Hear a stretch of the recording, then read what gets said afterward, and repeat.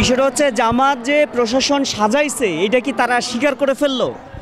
আমি হ্যাঁ, আসলে রাজনৈতিক দলের এখানে প্রশাসন থাকবে নিরপেক্ষ, নির্দলীয়, এবং প্রশাসন নিরপেক্ষভাবে কাজ করবে। যা রাজনৈতিক দল, বাংলাদেশে অনেক রাজনৈতিক দল আছে, রাজনৈতিক দলের ভূমিকা আছে, রাজনৈতিক দলের জনপ্রিয়তা আছে, এবং রাজনৈতিক দল তারা ভোট আসলে ভোট করবে। তবে আমি মনে করি প্রশাসন সহ ডিসি, এসপি বা সরকারের ঊর্ধ্বতন কর্মকর্তারা নিরপেক্ষ ভূমিকা রাখা দরকার। আমি মনে করি অতীতের ন্যায় বিতর্কিত ভূমিকা রাখলে ঠিক একই কাদা একই কৌশল শেখ হাসিনার সেই অনুসারীরা বা শেখ হাসিনার দোসররাই আবার যে কাজ করেছে সেই কাজে এখন আমরা দেখতে পাচ্ছি মাঠ পর্যায়ে। কিন্তু আপনি একটা কথা খেয়াল রাখবেন যে অল্প পানির মাছ কিন্তু বেশি লাফায়।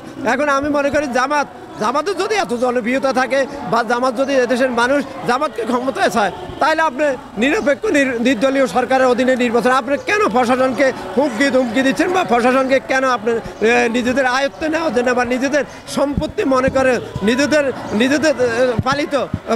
গৃহপালিত কর্মকর্তা মনে করে আপনারা পরিচালনা করতে চান? আপনারা যদি নিরপেক্ষ চান, জনগণের ভোট চান, তাহলে আপনারা ভোট করে নির্বাচনে আসেন, আপনার প্রতিযোগিতা করেন, প্রতিদ্বন্দ্বিতা থাকবে। অতীতের মতো অনেক প্রতিযোগিতা বা প্রতিদ্বন্দ্বীহীন ভোট করছে, সেটা হচ্ছে দেশে বিদেশে অনেক প্রশ্নবিদ্ধ হয়েছে। এবং মানুষ কেন্দ্রে ভোট যায় না, যে কেন্দ্রে ভোট যায় না, ভোটারবিহীন কেন্দ্রে দেখা গেছে কুকুর বা বিভিন্ন পশু পাখি ওখানে গিয়ে আড্ডা দিয়েছে বা ওখানে তারা আমোদ ফুর্তি করেছে। ঠিক একই কাদা একই কৌশলে আমরা চাই না। আমরা চাই জনগণের জনসম্পৃক্ততার মাধ্যমে, ব্যালটের মাধ্যমে জনগণ কেন্দ্রে গিয়ে তাদের ভোট নির্বাচিত প্রতিনিধিকে ভোট দিবে।